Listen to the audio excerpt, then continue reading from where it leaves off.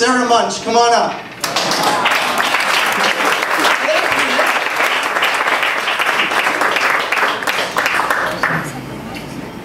Thanks, Michelle. So yeah, I'm Sarah Munsch, and I always get asked, hey, are you related to Robert Munsch? And that's usually when I say, hey, are you Canadian? So yeah, that's me. Thank you all for being here tonight. It's so good to see so many people out here. Like Michelle said, we started off with about 15 people at the first one, so it's nice to see it growing to this many people and hopefully more at the next one too. I've been to every single Motivational Monday, and I have to say I've been very inspired by all of the speakers that have come before me, and I decided to give it a shot. So as you can see, I'm quite young, and I don't have a ton of life experience under my belt, but I do have a couple stories that I'd like to share with you tonight, and I want to tell you about what motivates me. There are 3 people I'm going to tell you about, and a few life lessons that I've learned from them that have been important to me, and I hope there's some truth to those stories that will resonate with you guys as well. So, the first person I want to tell you about is a friend of mine that I met in Lima, Peru, on an internship I did for my degree, for my undergrad, actually a couple years ago. So we were all Canadian volunteers that were staying at a youth hostel, working in different placements across the city. And her name was Nadine. She was there for about a month. And to be honest, I didn't know her very well. We were all kind of busy on our placements, and I didn't get to see too much of her. About a week before she was due to leave Peru and to go back to Canada, she decided she wanted to go on a weekend trip to a city in the south of Peru, a city called Arequipa. Unfortunately, none of us at the youth hostel could actually go with her, so she decided to go alone. And she never actually made it to Arequipa. She died on the bus ride there, and to be honest, we're not entirely sure what caused her death. We think it might have been a blood condition that prevented oxygen from getting to her brain at a certain altitude, but we were absolutely devastated when we got the news. We didn't expect anything like that to happen to her. She was so young. She was 24 years old, and it was her first trip out of Canada. She had spent all her life savings on this trip. It was terribly unfair. And for a very long time, I was overcome with this grief. I couldn't get past how something so unfair could happen to someone so innocent and so young. And then, about a year after I got back to Canada, I went to Quebec City to visit her family. And when I was there, her mother showed me her diary, the diary that she kept on her placement in Peru. And in the last entry of her diary, she said, "I'm living my dream. This is a dream come true, and I'm happy." And that's when it dawned on me that she had died doing something that she loved and that she was happy. You see, it was her dream to take part in a humanitarian project with children because it was her ambition to become a school teacher. And that's exactly what she did. Yes, she was 24, she didn't speak a word of English, let alone Spanish. She spent her life savings on this trip, but she still did it, and she was happy doing it.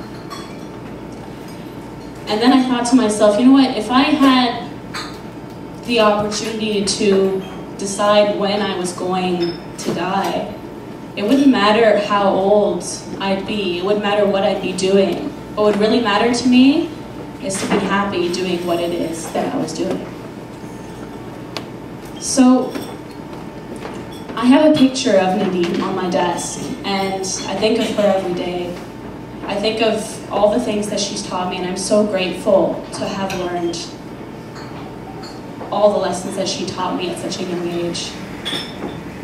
She taught me that life is short, that at the end of the day, it's really important to do what it is that you love and to be happy doing it.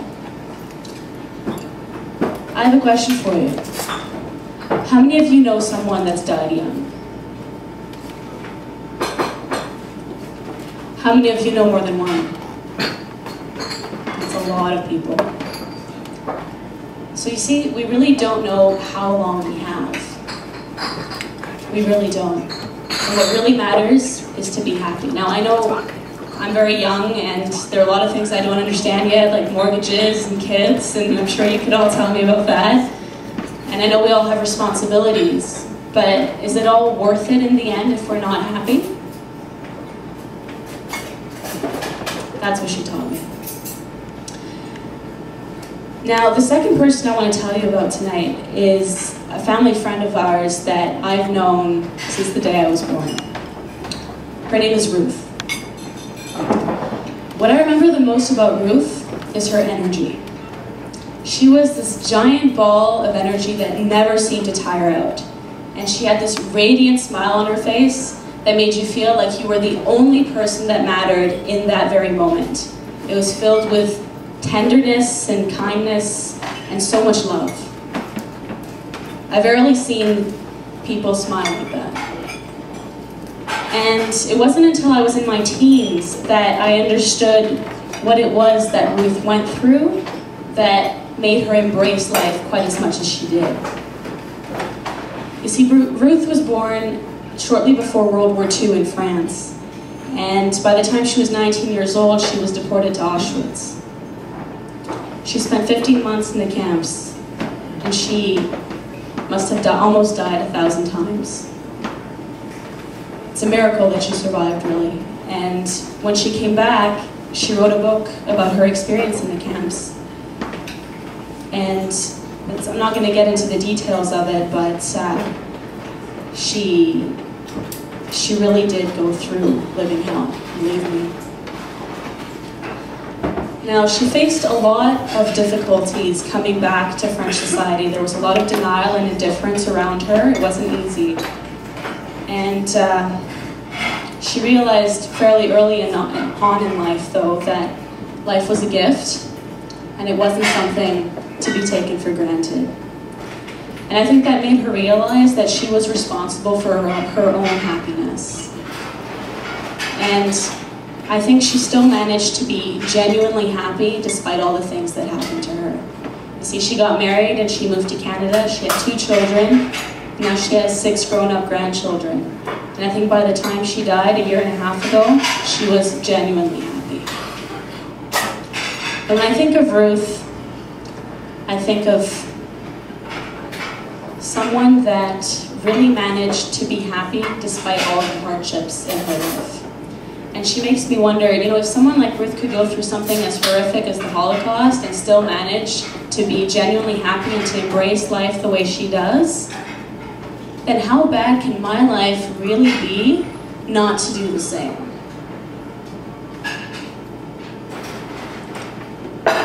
So that's what she taught me. She taught me that life was a gift. It was something to embrace despite any of the hardships that you go through in life. Now, she died about a year and a half ago, and I have to say we miss her a lot. She had such a presence with people that even today it's hard for me to think that she's gone. Luckily, she's left a beautiful family behind her, and I see her energy in them. And you know what? I think you've seen it too. Her son, Michel Nere, has the same twinkle in his eye, and he has her smile. So Ruth was a very special lady. Very, very, very special. I really admire her philosophy in life, and I'm so glad that I found someone that taught me how much I should be grateful to be alive and how much life is a gift. Now, the last person I'd like to tell you about tonight is the person that inspires me to make a difference in the world. His name is John Perkins. And John is someone that doesn't hesitate to stand up and to speak the truth, to inspire others around him to take action and to create a more sustainable and just world. In his book, Confessions of an Economic Hitman, he describes his role brokering deals for American corporations with developing countries' elites, and how these deals and these projects were designed in such a way that they would be at such a high price that these developing countries would never actually be able to repay their debt.